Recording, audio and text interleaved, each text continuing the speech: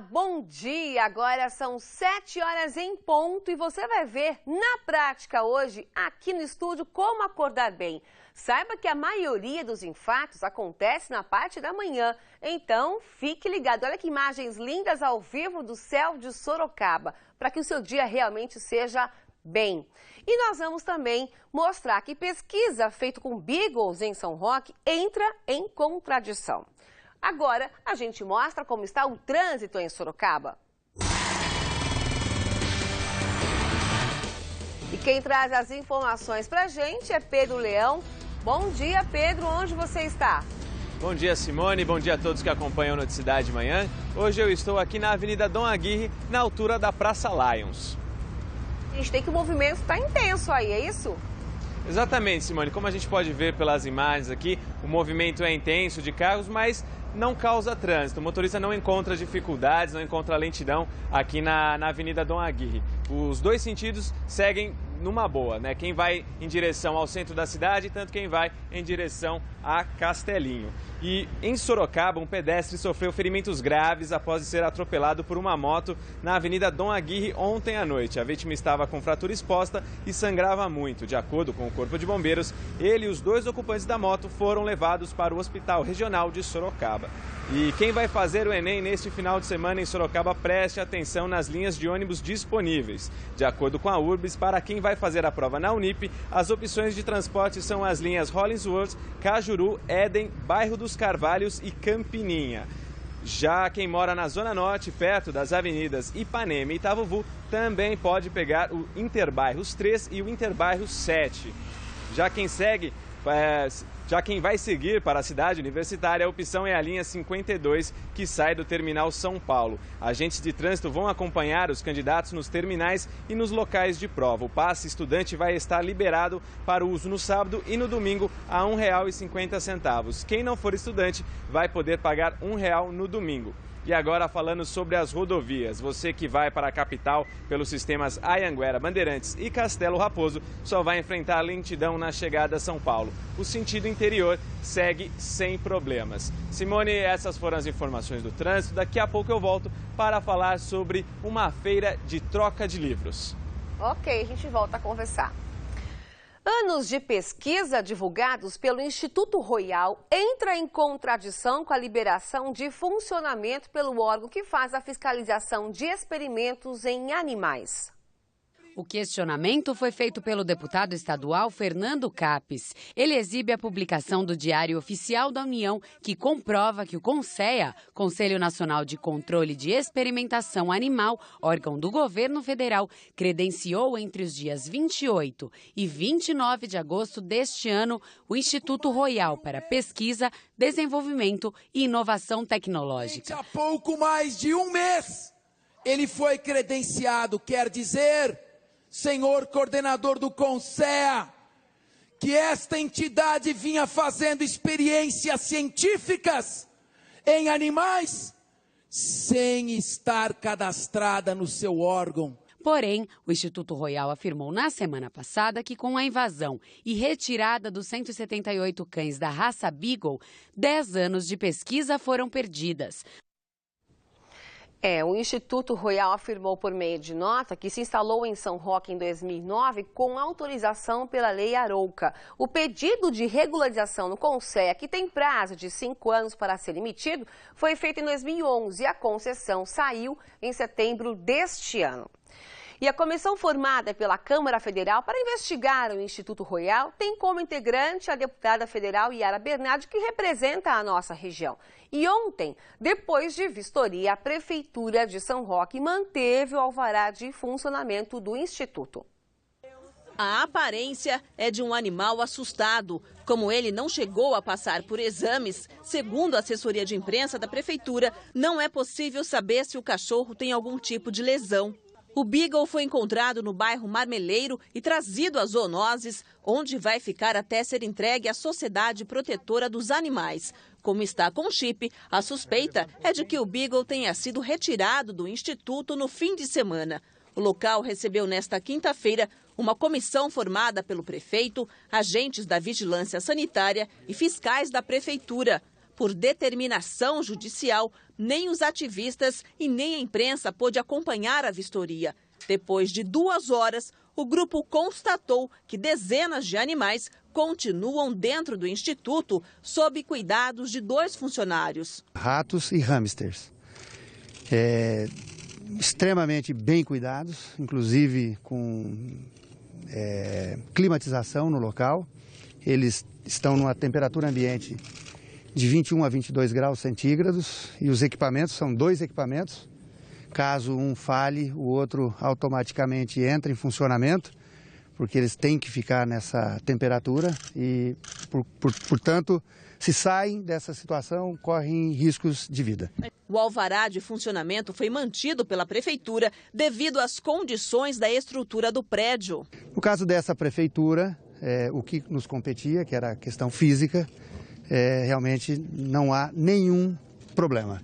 O grupo de ativistas de São Paulo, acampado na frente do Instituto desde a noite desta quarta-feira, não concordou com o resultado da vistoria. Segundo eles, quem entrou não teria capacitação para analisar a real situação dos animais. Uma pessoa que tem um cargo administrativo, eu não sei se ela conhece, né, esse fato, né, esse valor. Então não dá para saber se foi feito bem ou não essa vistoria. Durante coletiva, horas antes da vistoria, o prefeito chegou a afirmar que o Instituto tinha todos os outros documentos para manter os trabalhos. A partir do momento que eles nos trouxeram alvará do bombeiro, que é estadual, confirmação da CETESB, que é estadual, liberação da Anvisa, a prefeitura não tem outro argumento senão liberar o alvará para funcionamento. A primeira reunião do grupo de deputados federais está marcada para hoje, às 14h em São Roque.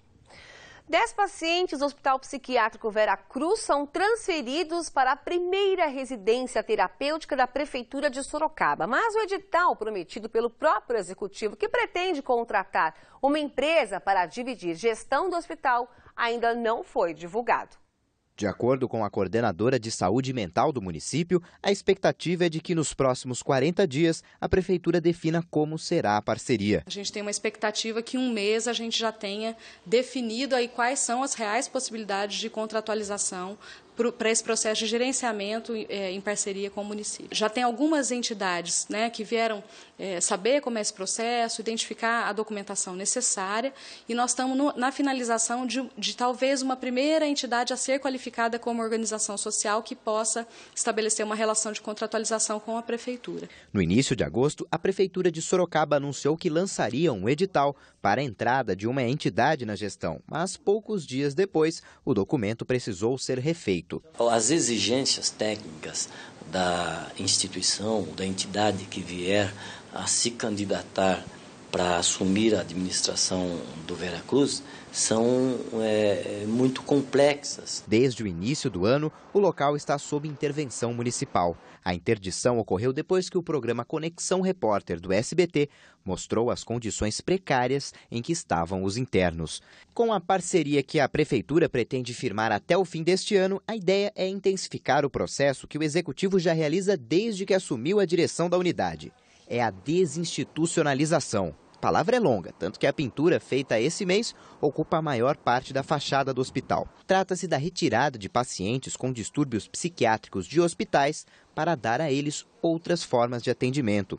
É a substituição da ideia de que eles precisam ficar asilados em um instituto, como é feito no Vera Cruz. A missão do hospital deixava de ser o asilamento das pessoas e passaria a ser o preparo das pessoas para projetos de futuro, para projetos de saída do hospital. Então, as alas foram reorganizadas em relação à história familiar, a endereço, a procedência das pessoas e uma primeira conformação de grupos de pacientes que pudessem compor um grupo aí para uma residência terapêutica. No início do ano eram 363 pacientes. Algumas famílias chegaram a encaminhar parte deles a casas terapêuticas fora da região. Em agosto, um paciente de 59 anos morreu depois de ser agredido por outro interno. O número atual de atendidos é de 333. A meta é zerar esse número até 2015.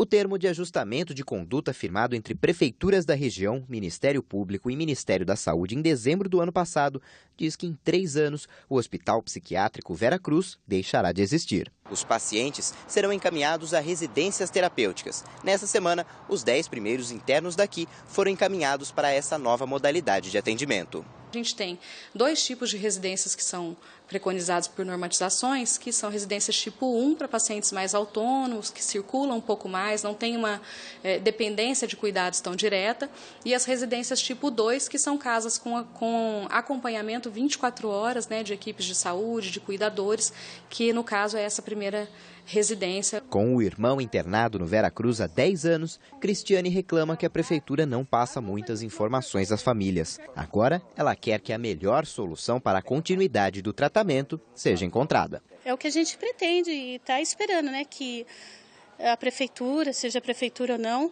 faça o melhor. Cuide dos nossos pacientes, né?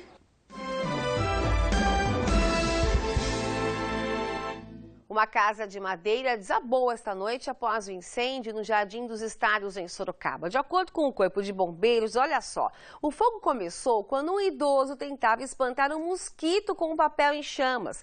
Durante 2 horas e meia, foram necessários 3 carros bombeiros para conter as chamas. O idoso morava sozinho e não ficou ferido. Projeto para a construção de novo reator em Iperó provoca polêmica na região. Médicos defendem a iniciativa, mas os ambientalistas são contra.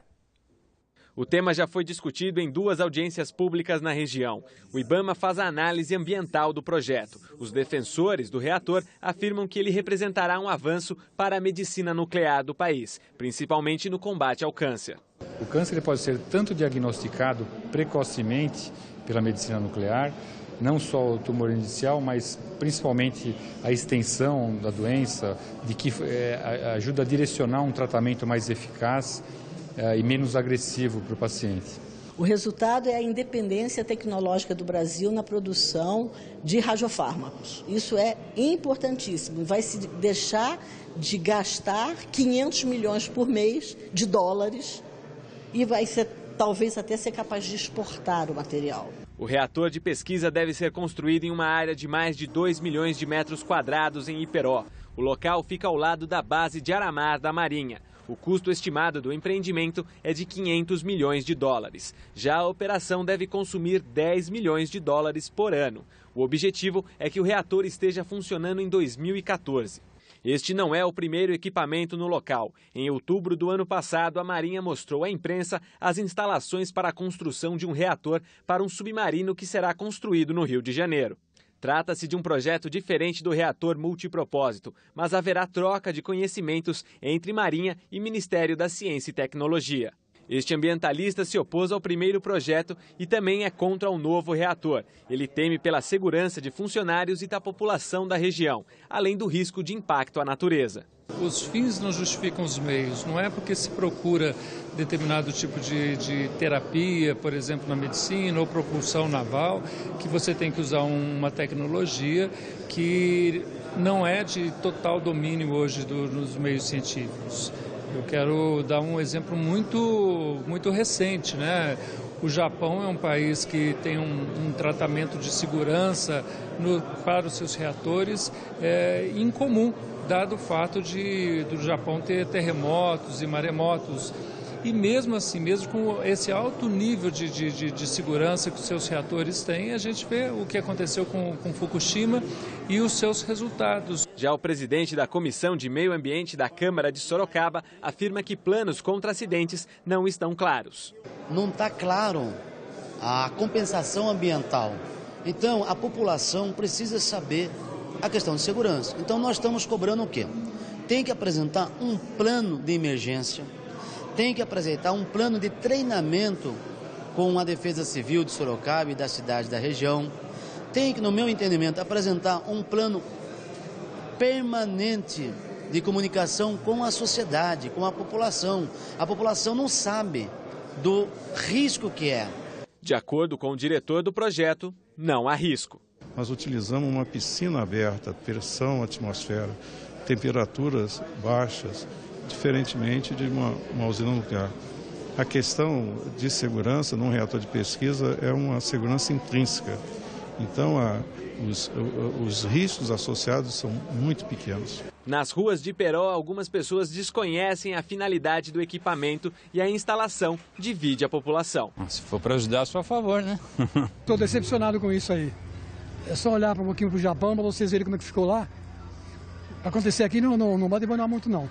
Apesar das opiniões divididas de especialistas e população, a Prefeitura de Peró afirma que a instalação do reator será importante para o município. Do ponto de vista econômico é importante, porque demanda de mais de 500 milhões de dólares de investimento no município. E do ponto de vista estratégico para o Brasil, na questão de produção de fármacos, né, radiofarmacos que a gente chama, poderia ajudar muito a gente, né, contribuir para que não faltasse, né, esses remédios na cura e na detecção do câncer. Sorocaba promove feira de troca de livros. São aproximadamente 300 exemplares e 100 gibis disponíveis. Pedro Leão é quem tem os detalhes. Pedro, como é que vai funcionar essa feira e quem é que está promovendo? Olha, Simone, quem está promovendo essa feira é o Senac Sorocaba e o objetivo, claro, é incentivar a leitura. Sobre este assunto, eu converso agora com Ana Cláudia Martins Rosa, que é bibliotecária do Senac. Ana, bom dia. Como vai funcionar essa troca? Bom dia. Essa troca ela funciona sempre um por um. Então as pessoas trazem os livros que estão na sua casa e trocam por outros que se encontram no Senac. Que tipo de livros e gibis podem ser trocados? São livros de literatura infantil, infanto-juvenil e gibis. Os livros religiosos, de política, didáticos não entram nessa lista?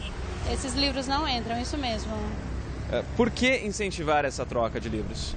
Com essa troca, as pessoas podem estar trocando o seu acervo residencial sem estar gastando. A intenção é essa. Além da feira, existe uma programação cultural? Isso mesmo. Hoje a gente vai ter às 10 e às 15 horas contação de história. Tá ok, muito obrigado pelas informações. Simone, a feira acaba hoje às 9 horas da noite, mas ainda dá tempo de comparecer lá e trocar o seu livro, trocar o seu gibi. O Senac Sorocaba fica na Avenida Coronel Nogueira Padilha, 2392, na Vila Hortência. Ok, Pedro, obrigado pelas informações. Gostei da ideia.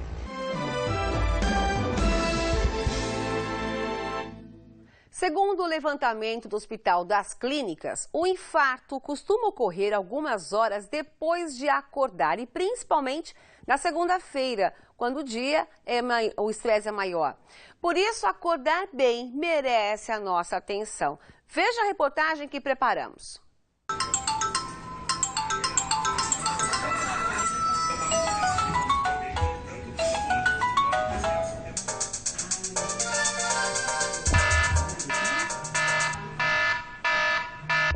Esse barulho pode irritar muita gente, mas não tem jeito. Quando toca, é hora de levantar. Mariana tem uma vida agitada e tudo isso já começa na hora que ela acorda.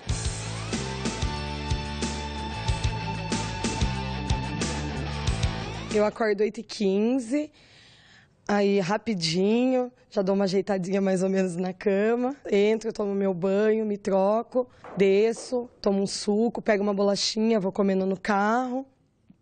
Aí eu levo mais ou menos uns 15 minutos da minha casa até meu serviço. Chego lá mais ou menos umas 8:55. Meu horário de entrada é às 9. Muitas vezes a gerente vai dormir de madrugada e essa vida desregulada desencadeou uma gastrite. Por má alimentação, por não ter o tempo certinho de sentar, tomar o café adequado, de sempre comer correndo, tudo eu faço no carro, às vezes até me maquiar. Todas essas loucuras, né, que não pode. Por comer rápido, então eles falam que eu tinha que estar mudando esse hábito meu. Segundo um estudo da Universidade Federal de São Paulo, levantar da cama pela manhã é um pesadelo para 70% dos brasileiros. E claro que acordar bem está relacionado ao tempo de duração do sono. O ideal é que a pessoa durma de 6 a 9 horas por noite. Para mim, 8 horas tá bom. Me sinto bem.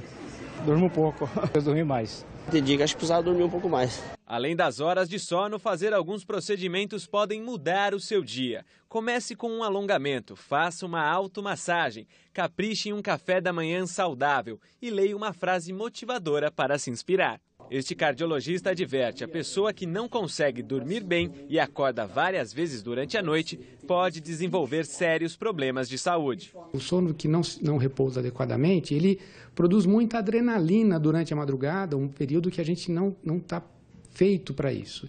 Nesse momento, a gente começa a desenvolver doenças cardiovasculares. Temos chance maior de infarto, de desenvolvimento de doenças ateroscleróticas, de hipertensão de madrugada, e tudo isso vai culminar com acidentes vasculares. Por volta das 6 horas da manhã, a gente tem várias mudanças hormonais, químicas, que vão promover o nosso despertar. Nesse momento, a gente deve promover uma boa alimentação, alongamento, né?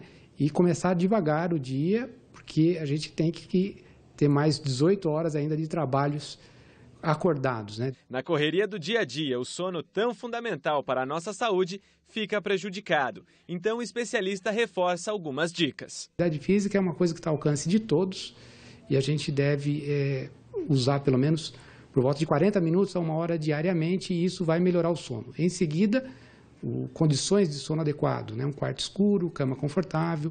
E em terceiro, a química para poder melhorar isso, né? Pode ser os ansiolíticos ou, em alguns casos, o vinho. A gente tem que recomendar para algumas pessoas, não para todos, né? A dica do vinho é boa, hein? Bom, agora são 7 horas e 26 minutos. Você já levantou? Como eu prometi, a gente vai mostrar na prática como deve ser o despertar. Natália, aproveitando o tempo de serviço, dormindo. Bom dia, doutor Maurício Módica, ortopedista. Obrigada pela participação. Como é que deve ser esse despertar, tanto para não causar esse estresse matinal, né, que causa o infarto, e em questão também das dores na coluna? Bom, do ponto de vista ortopédico, a primeira coisa ao acordar é muito óbvio, mas é abrir os olhos e se localizar na cama, se localizar no quarto, olhar para o ambiente que você está e se acalmar. Esse é o primeiro momento. Não já sair correndo, né? Como muita gente faz. Porque é onde acontecem os acidentes. Você escorrega num tapete, você tropeça em alguma coisa que está na sua frente que você não se recorda da noite anterior. Agora, a gente viu na reportagem que o alongamento é extremamente necessário. A gente não dá essa importância, né? Mas como deve ser na prática esse alongamento? Para quem está em casa na cama, fazer junto com a gente aqui com a Natália. Eu acho que a gente deve acordar os músculos. Além de nós acordarmos, a musculatura, o sistema musculoesquelético precisa acordar. Como? Então eu acho assim, que a gente deve primeiro espreguiçar. Então fazer o movimento de espreguiçar, esticando as mãos sobre a cabeça e os pés e tentar deixar o seu corpo mais comprido. Alongar. Alongar. Isso você vai acordar a musculatura como um todo. Aproveitando que você está ainda deitado, você pode tentar fazer um alongamento com os membros inferiores. Sim. Então, o simples fato de encolher as pernas, trazer as pernas próximas ao tronco, segurar sempre por 10 a 15 segundos e fazer isso em torno de 10 repetições. É rápido e ajuda bastante. E depois, se você quiser fazer um passo mais avançado, a gente pode fletir o quadril, esticar a perna lá em cima, tentar puxar o pé para baixo o máximo possível e fazer o mesmo tempo de repetição.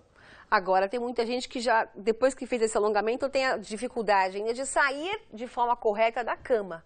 Tem uma estratégia também. Exatamente. A gente não pode sair errado. Como é que é o errado? O errado é quando Natália a pessoa faz levanta... o errado. Olha lá, o que ela fez? Vamos voltar um pouquinho, Natália. Ela exerceu uma grande pressão no pescoço para retirar do travesseiro e depois exerceu uma enorme pressão lombar e girou o corpo totalmente sem nenhum comando. E aí que acontecem aquele famoso travei quando eu fui levantar, senti uma dor forte no pescoço assim que eu levantei. E lembrando também que a matéria mostrou isso, o coraçãozão dá aquela disparada sem necessidade, né? Exatamente, por isso que aquele período antes de levantar da cama é importante para se ambientar a toda essa realidade do seu dia. Tem que deixar o despertador um pouquinho, então, para tocar um pouquinho antes, para dar esse tempo. Esse tempo acho que não são 5 minutos, Simone, e vai mudar muito a sua vida durante o seu dia. Então vamos acordar bem e levantar de forma correta agora. Levantando de forma correta, você vai girar o corpo para o lado e aí você vai fazer um pêndulo. Depois que você fletir o quadril mais ou menos a 90 graus e as pernas também, a gente chama isso de posição fetal. A gente vai jogar a perna para fora e vai levantar apoiando sem nenhum trauma. Aí não tem nenhum problema. Aproveitando que agora você levantou e sentou, se ambiente novamente, principalmente as pessoas mais idosas podem ter tontura nesse momento, pode sentir algum tipo de mal-estar, permanecer um pouquinho sentado novamente se ambientar e nesse momento de ambientação você aproveita para mexer com os membros superiores e com o pescoço. Então, você outro pode alongamento. fazer o alongamento dos braços, certo? E o autoalongamento da parte cervical, que são os 3 movimentos, para os 2 lados e para frente. Calmaria é a principal dica e esse alongamento? Exatamente, acho que calmaria e rotina. Se tornar hábito. Se tornar hábito e lembrar que 1, 2 minutos, no máximo 5 minutos, que o despertador toca com uma música suave de manhã. Não aquilo que nós mostramos, Exatamente. Né? Eu acho que é a melhor maneira de ter um bom dia. Agora, uma dúvida que as pessoas têm em relação a gente estar com os pés descalços, óbvio, está dormindo, vai de repente para um chão gelado. Choque térmico, isso é mito, é verdade? Não, isso é mito. E do ponto de vista ortopédico, isso é muito importante. Principalmente porque as pessoas que dormem com meia, ao pisar no chão, podem escorregar. Ah, então a orientação é ficar descalço. E as pessoas que têm aquela mania de sair da cama e calçar o chinelo, muito cuidado com isso, porque de manhã ainda você não está na atividade total, às vezes você não encaixa o chinelo de maneira correta, os idosos, e aí a coisa complica. Então, muito obrigada pelas suas orientações. A partir de agora, quem acompanha a Cidade de Manhã vai acordar bem. Com certeza. Um bom dia a todos. Muito obrigada. Bom dia, Natália. Vai ter que levantar, viu? Chega de dormir. A sexta-feira é de calor na região e com possibilidade de chuva. A gente vê agora imagens ao vivo de Sorocaba, que hoje tem mínima de 18 e máxima de 30 graus. Confira agora como fica a previsão para outras cidades da nossa região.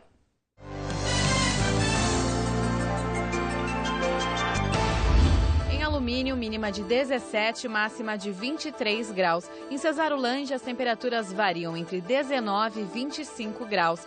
Mesma mínima prevista para Itapetininga. Jundiaí tem máxima de 28 graus. O Hospital da ACD realiza, em média, 30 cirurgias por dia. Após o Teleton, a expectativa é dobrar esse atendimento no setor da ortopedia. Veja só. Cada passo traz mais segurança para a Giovana. É estranho, muito estranho. Incomoda às vezes as bolinhas. Ela está se recuperando da segunda cirurgia na perna. O teste de marcha detectou a origem do problema e agora ajuda na recuperação. Eu caía muito, eu me desequilibrava, não conseguia andar sozinha, mas agora eu consigo. O exame é apenas um dos muitos tratamentos de pré e pós-operatório oferecidos pelo Hospital da ACD. O centro é referência em cirurgia ortopédica de alta complexidade. Só no ano passado, foram mais de 7.700 procedimentos. A tecnologia está à disposição não apenas dos pacientes do SUS, mas também para atendimentos por convênio e particulares. Todas as doações do Teleton 2013 vão ser usadas na ampliação do Hospital da ACD. Os recursos vão ser investidos em equipamentos de ponta como este, que ajuda na reabilitação do paciente. Para você ter uma ideia, nós realizamos em média cerca de 30 cirurgias por dia. A ideia é aumentar esse número, se possível, dobrá-lo. O caminho é longo, mas com a ajuda e o carinho dos profissionais da ACD, cada passo fica mais fácil.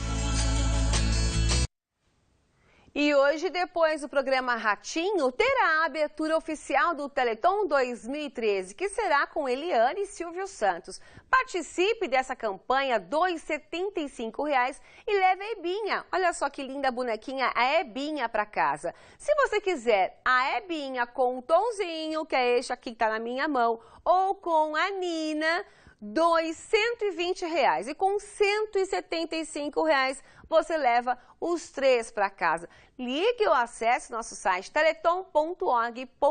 Contamos com você neste fim de semana. E o Noticidade de Manhã fica por aqui. Assista logo mais, a 13h, Manchetes Noticidade com Maria Almaty. Hoje, meu bom dia especial à cidade de Mairinque, que comemora neste domingo 123 anos. A gente encerra com imagens ao vivo da Avenida Dom Aguirre, em Sorocaba.